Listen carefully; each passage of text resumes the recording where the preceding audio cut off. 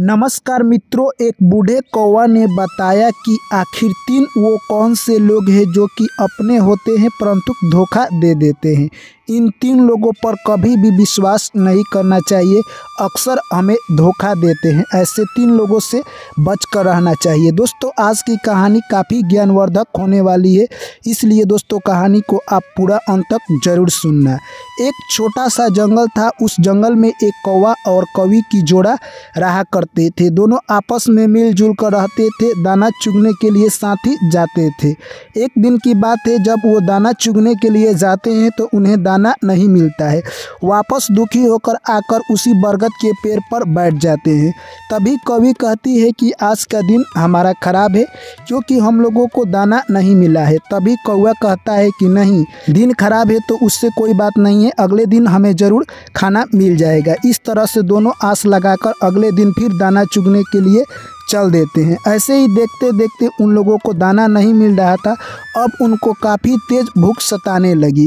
तभी कौवी कहती है कि अब हम लोग क्या करें, यानी दाना तो मिलता नहीं है, लगता है कि हम लोगों को इस जंगल को छोड़कर यहाँ से दूसरे जंगल में चलना चाहिए। तभी वो कौवा कहता है कि नहीं, अपना जंगल छोड़कर हमें नहीं जाना चाहिए। दोस्तों, इतने ही देर में उस जंगल में आग पकड़ लेती है। यह सब देखकर वहाँ से बहुत सारे जीव जंतु उस जंगल को छोड़कर दूसरे जंगल में जाने लगते हैं। तभी कौवी कहती है कि आप भी इस जंगल को छोड़कर दूसरे जंगल में चलिए, वहीं पर हम लोग अपना जीवन व्यतीत करेंगे। कौवा कहता है कि नहीं, ऐसा हम लोग नहीं करेंगे। कुछ दिनों के बाद जंगल के जो भी आग थी वो बुझ जाती है। अब वहाँ पर बहुत सारे जीव जंतु पक्षी वापस लौटकर आने लगे, परंतु वहाँ पर एक दिक्कत हो गई थी कि दाना खाने के लिए नहीं मिलता था जीव जंतु को, जिससे कि उनको परेशानी बढ़ती हुई नज़र आ रही थी। अब 1 सप्ताह से ज़्यादा हो गया था, कौवी को खाने के लिए कुछ नहीं मिला। तभी कौवी कहती है कि हे पियाजी, मुझे अब उड़ान भी नहीं हो रहा है और मैं दूसरे जगह जा भी नहीं सकती हूँ, मुझे काफ़ी तेज़ भूख लगा है। तभी कौवा कहता है कि भगवान सबको देखता है, इसलिए तुम चुप रहो, क्या पता भगवान हमारे नसीब में कुछ और लिखे हों। इस तरह से कौवी और कौवा बरगद के पेड़ पर बैठकर यही सब बात कर रहे थे। तभी कौवी की नज़र एक सियार पर पड़ता है जो कि एक मांस का टुकड़ा लेकर उसी तरफ आ रहा था। तभी कौवी कहती है कि हे पियाजी, देखिए एक सियार भैया मांस का टुकड़ा लेकर आ रहे हैं, मैं उनसे मांस के टुकड़ा मांगकर खा लूँगी और अपनी भूख को शांत करूँगी। इस तरह से कौवा कहता है कि नहीं, तुम अगर ऐसा करती हो तो मुसीबत में फंस जाओगी। कौवी कहती है कि नहीं। इतने ही देर में सियार उसी वृक्ष के नीचे आ जाता है और मांस का टुकड़ा रख देता है। तभी कौवी कहती है कि हे सियार भैया, क्या आप मुझे मांस के टुकड़ा दे सकते हैं। इतने ही देर में सियार सोचने लगता है और मन में कहता है कि ये मांस का टुकड़ा मेरे लिए ही पर्याप्त नहीं है, इसमें से कौवी मांग रही है, मैं क्या करूँ। तभी सियार के मन में एक आइडिया आता है कि मैं हाँ बोल देता हूँ और जैसे ही कौवी आएगी इस टुकड़ा को लेने के लिए, उसे पकड़कर मैं खा जाऊँगा और आज का मेरा भोजन हो जाएगा। इस तरह से कुछ देर के बाद सियार सोचने के बाद कहता है कि हे कौवी बहन, तुम आओ, ये मांस का टुकड़ा लेकर खा लो, क्योंकि इतना में मेरा काम नहीं चलेगा। तभी कौवा कहता है कि हे कौवी, तुम उस सियार के पास हरगिज मत जाना, नहीं तो उसका इरादा नेक नहीं है। तभी कौवी कहती है कि आपको क्या लगता है। तभी कौवा कहता है कि तुम ऐसे नहीं मानोगी, मैं तुम्हें एक छोटा सा कहानी सुनाता हूँ, उस कहानी को तुम पूरा ध्यान से सुन लो। कौवा कहता है कि एक जंगल में एक तोता और तोती रहा करते थे। दोनों के बीच बहुत प्रेम था। वो जिस पेड़ पर रहा करते थे उसी पेड़ के नीचे एक सर्प अपने बिल में रहा करता था। इस तरह से जब भी तोती अंडे देती थी, वो सर्प निकलकर उसके बच्चे को और अंडे को खा जाता था। इस तरह से तोती काफ़ी उदास हो गई थी। एक दिन तोता और तोती बैठकर यही सब सोच रहे थे। उसी रास्ते से एक बकुला जा रहा था। तभी कहता है कि हे तोता भाई, आप क्या सोच रहे हो, तुम काफ़ी उदास लग रहे हो। यह सब बात सुनकर वो तोता कहता है कि हे बकुला भैया, हमारे ज़िंदगी में कुछ ऐसी मुसीबत आ गई है जिससे कि हम लोग बहुत परेशान हैं। तभी वो बकुला कहता है कि हर समस्या का समाधान है, बताओ तुम्हारी ज़िंदगी में कैसी समस्या आई है। उसके बाद वो तोता कहता है कि जब भी हम लोग अपने बच्चे को यहाँ पर जन्म देते हैं तो एक सर्प रहता है इसी पेड़ के नीचे, वो हमारे बच्चे को खा जाता है। इस तरह से वो बकुला कहता है कि मेरे पास एक उपाय है, अगर तुम लोग उपाय करने के लिए तैयार हो तब तो तुम्हारा समस्या का समाधान हो सकता है। उसके बाद तोता और तोती वहाँ से चल देते हैं तालाब के किनारे। बगुला कहता है कि मैं मछली पकड़कर तुम लोगों को देता हूँ और तुम लोग नेवले के बिल से लेकर क्रमबद्ध तरीके से सर्प के बिल तक मछली बिछा दो। इसी तरह से बगुला मछली पकड़ते गया और तोता तोती मछली को क्रमबद्ध तरीके से बिछाते गए और नेवला के बिल से लेके सर्प के बिल तक बिछा दिए और आकर उसी पेड़ पर बैठकर यह सब तमाशा देखने लगते हैं। कुछ समय के बाद नेवला अपने बिल से जब निकलता है दोस्तों तो उसे मछली दिखाई देती है और एक मछली खाकर भगवान को धन्यवाद देने लगता है। जैसे ही आगे बढ़ता है दूसरी मछली दिखाई देती है। तभी नेवला को समझ में आ जाता है कि मेरे साथ कोई चाल चल रहा है और नेवला जैसे आगे बढ़ता है फिर उसे तीसरी मछली मिलती है।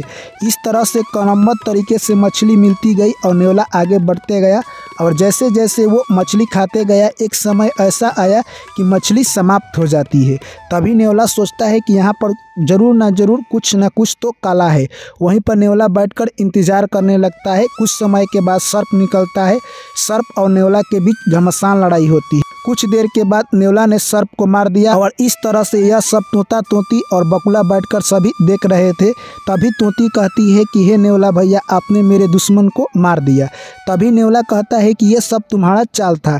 दोस्तों उसके बाद तोती कहती है कि धन्यवाद नेवला भैया आपने मेरे दुश्मन को जड़ से खत्म कर दिया। उसके बाद नेवला कहता है कि क्या तुम मेरा धन्यवाद वहीं पर रहकर दोगी, नीचे आकर नहीं धन्यवाद दोगी।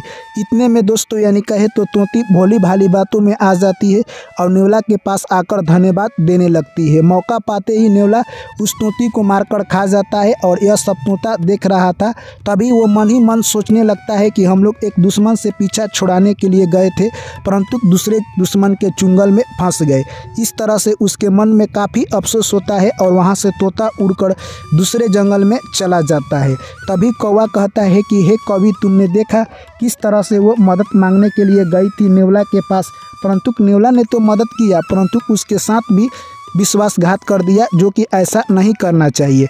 यह सब बात देखकर कवि समझ जाती है और कहती है कि हे पियाजी आप जो कहानी सुनाए हैं उससे तो मुझे पता चल गया है कि अगर मैं इसके पास जाती हूँ मांस का टुकड़ा लाने के लिए तो ये भी मेरे साथ विश्वासघात कर सकता है और मेरे साथ अनहोनी हो सकती है। यह सब बात सुनकर कवि समझ जाती है। उसके बाद कौवा कहता है कि अब तुम जाओगी। तभी कवि कहती है कि मैं हरगिज नहीं जाऊँगी। उसके बाद कौवा कहता है कि इन तीन लोगों से कभी भी बचकर रहना चाहिए। एक पहला यानी जो मीठी मीठी बातें करते हैं उनसे कभी भी बचकर रहना चाहिए क्योंकि वो हमारे साथ कब विश्वासघात कर देंगे हमें कुछ पता नहीं चलेगा, क्योंकि वो मीठी मीठी बातें करते हैं आपको विश्वास दिलाते रहेंगे और मौका मिलते ही आपके साथ विश्वासघात कर देंगे। जिस तरह से वो नेवला मीठी मीठी बातों में उस तोती को फंसा लेता है और उसे ही मारकर खा जाता है। और दूसरा कभी भी दुश्मन से दोस्ती नहीं करना चाहिए। अगर आप दुश्मन से दोस्ती करते हैं तो एक बात ज़रूर समझ लीजिए क्योंकि दुश्मन आपसे दोस्ती क्यों करेगा, यानी उसका कुछ मतलब होगा। जैसे ही वो समय पूरा होगा आपके साथ धोखा दे सकता है, इसीलिए कभी भी दुश्मन के साथ दोस्ती नहीं करना चाहिए। और तीसरा यानी अहंकारी व्यक्ति से हमें कभी भी दूरी बना कर रखना चाहिए, उससे दोस्ती नहीं करना चाहिए और मदद की उम्मीद नहीं करना चाहिए क्योंकि अहंकारी व्यक्ति अपने अहंकार में चूर रहते हैं और अहंकारी व्यक्ति के सामने अपना प्रार्थना प्रे सारा व्यर्थ जाएगा क्योंकि आप उसके सामने कुछ भी बोलेंगे वो अपने ही मन का करेगा। इसलिए तुम ऐसे लोगों से दूरी बनाकर रहो। यानी जो इन तीन प्रकार के व्यक्तियों से दूरी बनाकर रखते हैं उनके ज़िंदगी में कभी भी संकट कष्ट और कहे तो वो ऐसे समस्याओं में नहीं फंसते हैं। इसलिए इन तीन प्रकार के लोगों से हमें दूरी बनाकर रखना चाहिए। तभी कवि कहती है कि हे पियाजी आपने तो कहानी सुनाकर मानव जाति के लिए कल्याण कर दिया। अगर मानव इन तीन बातों को ध्यान रखे तो उसकी ज़िंदगी में कभी भी ऐसी समस्या में वो नहीं उलझेगा। दोस्तों मैं आशा करता हूँ कि ये कहानी आप लोगों को समझ आई होगी। अगर दोस्तों आप लोग ऐसे ही कहानी देखना चाहते हैं तो चैनल को सब्सक्राइब कीजिए, वीडियो को लाइक कीजिए और दोस्तों के साथ ज़रूर शेयर कीजिएगा। आप लोगों से पुनः मुलाकात होगी एक नई कहानी में। तब तक आप लोग मुझे दीजिए इजाज़त। सभी साथियों को मेरा प्यार भरा नमस्कार। जय श्री कृष्ण। राधे राधे।